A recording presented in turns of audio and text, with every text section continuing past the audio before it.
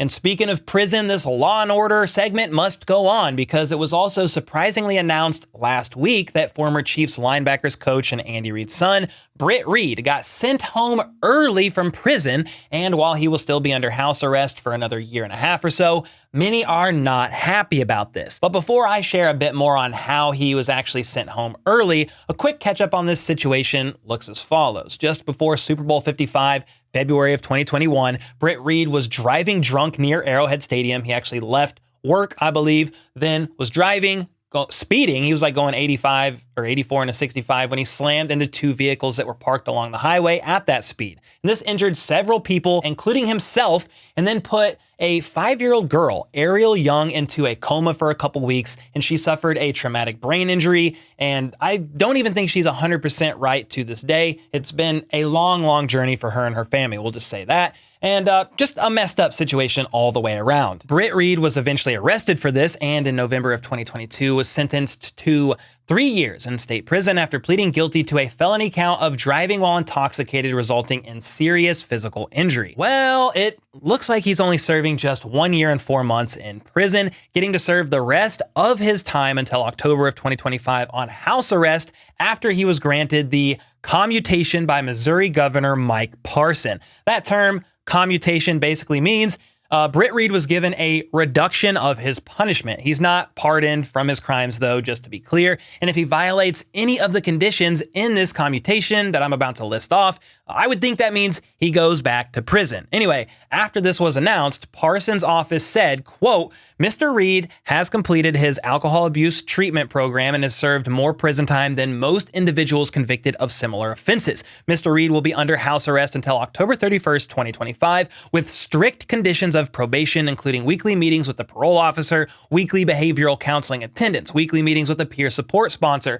30 hours a week of employment, among other things that you can see here. And no, I highly doubt the Chiefs would hire Britt Reid in any capacity. In case you were wondering, his time coaching in the NFL, at least for the Chiefs, should definitely be over, as it would be an extremely bad look for them as an organization to have Britt Reid brought back in as a coach in any capacity. Something else worth noting is that after Britt Reid's commutation was announced, all these details, Jackson County Prosecutor Gene Peters Baker said, quote, the governor did not contact anyone who handled this case or those directly impacted, including Ariel's family. There simply can be no response that explains away the failure to notify victims of the offender, end quote. So you're telling me that nobody thought to let the victim's family or lawyer know this was about to take place? That's pretty messed up. If you ask me, though, I don't believe there was any legal obligation for them to be informed. Still, though, it would have been a nice courtesy at the very least. Once the family found out, they were understandably very upset and reportedly disgusted,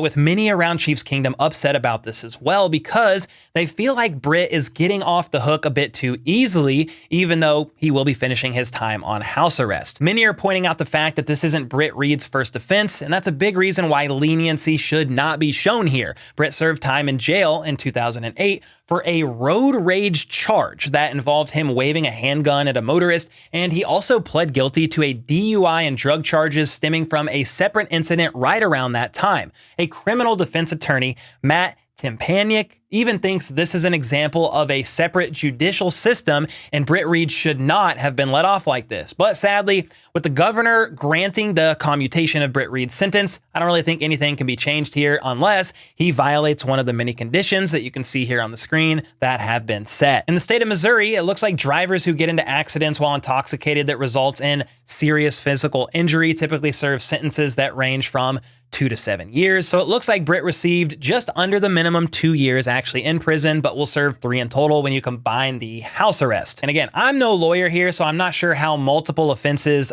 factor into all this. I just personally would have liked to see him at least serve his maximum role there in jail. But sadly, this is the law, how it played out, and basically that is that. Let me know what you guys think about all this. Are you fine with the commutation handed down by the governor as long as all the conditions are met by Britt Reid during the remainder of this house arrest? Or do you think he should have stayed in there in prison for his full term? Let me know either way in the comments down below.